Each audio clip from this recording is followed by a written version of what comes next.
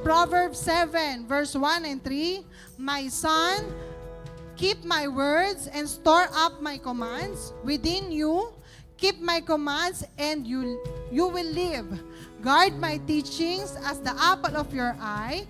Bind them on your fingers. Write them on the tablet of your heart. So, noong unang panahon po, ang tablet ay nasa bato. Yung covenant ay nasa bato. Pero ngayon pong panahon na ito, ang mga utos po ng Panginoon, ang covenant ng Panginoon, ang pangako po ng Panginoon ay dapat, sana po nakalagay? Sa puso na po natin, nakatanim. Dahil kapag ito po ay nakatanim at hindi mawawala, nakabind mabuti sa ating puso, anumang sitwasyon ang kakaharapin natin, hindi po natin maiisip that we are defeated. Amen.